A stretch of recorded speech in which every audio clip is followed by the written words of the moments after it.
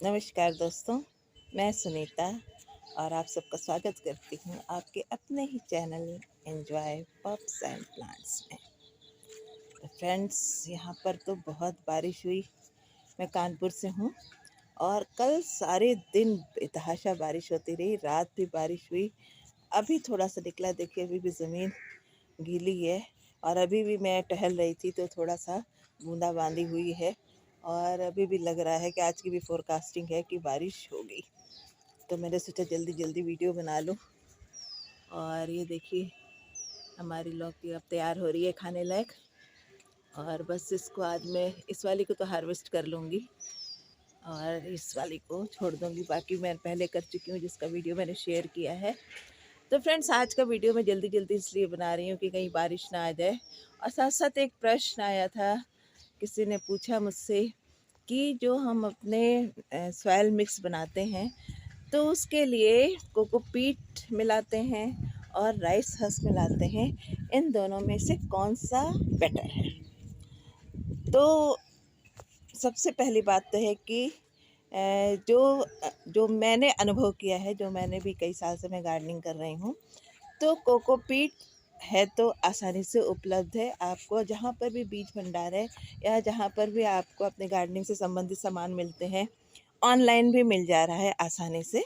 तो आप उसको ला सकते हैं और उसका इस्तेमाल कर सकते हैं। कहीं कहीं पर करते हैं, मैंने भी किया है, ऐसी बात नहीं। मैंने भी पहले, चूँकि वही आसानी से मिलता था, तो मैंने उसको इस्तेमाल किया है। और लेकिन पिछले 1 साल से मैं धान की भूसी का ये कह लीजिए बेतहाशा इस्तेमाल कर रही हूँ और उसमें मुझे उसके रिज़ल्ट बहुत ही अच्छे मिले हैं। तो मैं दोनों का आपको जो फ़ायदा है और नुकसान है वो दोनों ही मैं बताऊंगी। तो उसमें मुझे जो बेटर लगा, तो जाहिर सी बात है मैं उसके ऊपर ही एम्फेसिस दूंगी कि आप सब भी उसको इस्तेमाल करिए, क्योंकि उसमें मिट्टी को हल्का करने के अलावा और भी बहुत सारे गुण हैं जो हमारे प्लांट्स के लिए नेसेसरी हैं। तो चलिए सबसे पहले मैं बात करती हूँ राइस हस्क की। तो राइस हस्क भी आजकल आसानी से आपको उपलब्ध है, ऑनलाइन भी। और जो लोग गांव से जुड़े हैं उनको आसानी से उपलब्ध हो जाता है, और नहीं तो जहां पर ये धान की कुटाई होती है वहां से आप आसानी से ले सकते हैं। और जहाँ चाह है वहाँ राह है। मैंने भी काफ़ी दिन तो बड़ी खोजबीन की, बड़ी दूर दूर तक गई लोगों से पूछ के कहाँ मिल सकता है, बीज भंडार वालों से। और लेकिन मैं वहाँ तक पहुँची भी, लेकिन वो बोले कि अभी हम नहीं देंगे, जब हम अपना 1 साल वो ट्रक आएगा जाएगा, हम पूरा निकलेगी भूसी तभी हम देंगे। खैर एनीवे, मुझे दूसरा तरीका मिल गया। मेरे यहाँ कुछ काम लगा था तो एक लेबर है, गांव से आता था, वो लाने लगा। तो सबसे पहले जो राइस हस्क की मैं बात करूँ, एक तो कोकोपीट से काफ़ी सस्ता है, कोकोपीट काफ़ी महंगा है। और साथ साथ कोकोपीट के साथ जो प्रॉब्लम ये है कि हमें उसको ला के धोना पड़ता है। अगर आप उसको धोएंगे नहीं, चूँकि वो बनता है समुद्र के पानी में, उसको गलाया जाता है, वहीं उसकी प्रोसेसिंग होती है।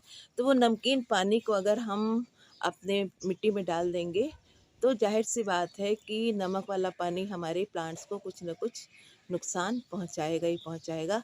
तो जैसा उसको कहा गया कि उसको आप कई बार, मैंने भी धोए 3-3 4-4 बार पानी से उसको धोया, सुखाया और फिर जाकर उसको इस्तेमाल किया, खूब इस्तेमाल किया। ऐसी बात मैं नहीं कह रही हूँ, मैंने भी खूब कोकोपीट का इस्तेमाल किया है।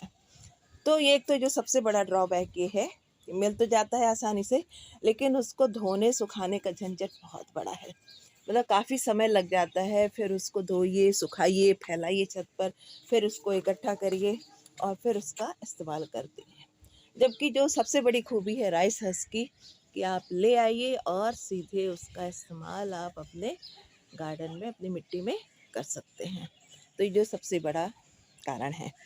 दूसरा, राइस हस्क जो है ये अपने आप में बहुत सारी खूबियाँ समेटे हुए हैं, जबकि कोकोपीट में ऐसी कोई खूबी नहीं है सिवाय मिट्टी को हल्का करने के।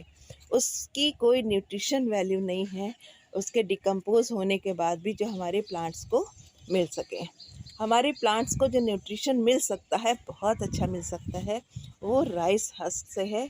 और क्योंकि राइस हस्क जो होता है वो है फाइब्रस होता है, और जैसा कि हम सबको भी हमें भी सलाह दी जाती, डॉक्टर्स हमें सलाह यही देते हैं कि आप फाइब्रस फूड खाइए तो खाना जल्दी डाइजेस्ट होगा। तो भाई वैसे ही हमारे प्लांट हैं, इनको भी अगर हम फाइब्रस फूड देंगे तो हम इनको जो खाद पानी देते हैं वो जल्दी से एब्जॉर्ब कर लेंगे। तो सबसे बड़ी खूबी ये है, मिट्टी को हल्का करने के साथ साथ ये फाइब्रस है जो हमारी मिट्टी को बहुत उपजाऊ बना देता है। उसको मतलब उसको जो उसका फूड है उसको पचाने में, उसको प्लांट्स के पत्तियों तक पहुंचाने में बहुत ज़्यादा मदद करता है। तो ये तो सबसे बड़ी खूबी हो गई ये राइस हस्क का फाइब्रस होना।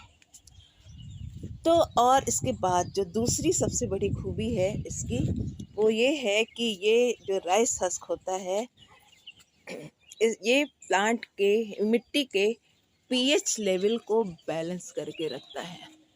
और हम सब खेती खेती क्या, ये जो गार्डनिंग, टेरेस गार्डनिंग करने वाले जानते हैं अच्छी तरह से कि पीएच लेवल का बैलेंस होना हमारे गमलों में, हमारे टेरेस की मिट्टी में क्यों आवश्यक है।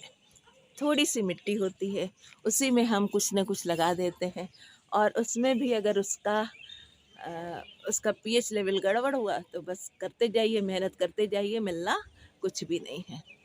तो ये भी बहुत बड़ा एक इसका प्लस पॉइंट है राइस हस्क का कि इसके पीएच लेवल को ये मेंटेन करके रखता है। और तो हमारे प्लांट्स जाहिर सी बात है कि हेल्दी होंगे और उनमें अच्छी फ्लावरिंग और फ्रूटिंग होगी। तो ये तो दूसरी बात हुई। और जहाँ तक कोकोपीट की बात है, उसमें ऐसी कोई भी खूबी नहीं है।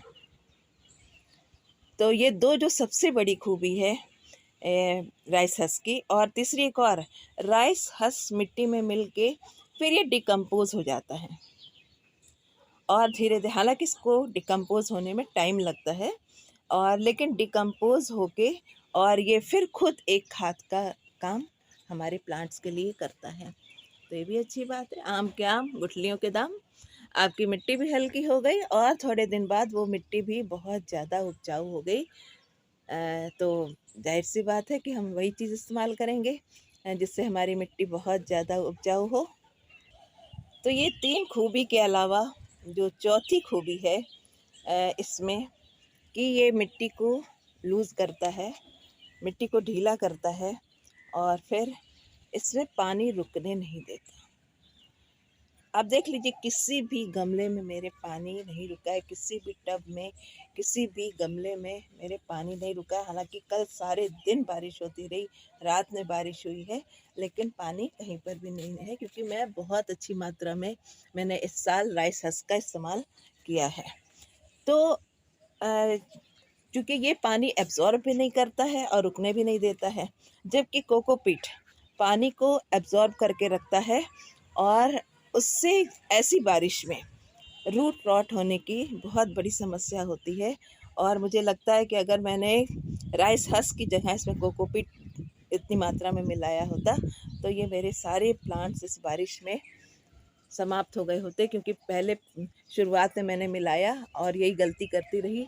आता नहीं था मुझको, सीख ही रही थी, और पता चला बारिश हुई और 2-4 बारिश के बाद ही मेरे सारे प्लांट मर गए। तो ये सबसे बड़ी खूबी इसमें है कि ये पानी को बिल्कुल राइस हस्क निकाल देता है, और जबकि कोकोपीट मॉइस्चर को होल्ड करके रखता है। और जब ज़्यादा बारिश होती है तो वो रूट रॉट से प्लांट्स मर जाएंगे। देखिए कितने हेल्दी प्लांट्स हैं मेरे। ये बैगन का प्लांट कितना हेल्दी है और खूब फ्लावरिंग हो रही है, खूब अच्छे से। अब फ्रूटिंग भी शुरू हो गई है। तो वही मैं बता रही हूँ कि अगर आप इसकी जगह, राइस हस्क की जगह मैंने कोकोपीट इस्तेमाल किया होता तो शायद जो हमारे प्लांट्स इस समय दिख रहे हैं वो, इनकी सेहत नहीं होती। तो ये सब कुछ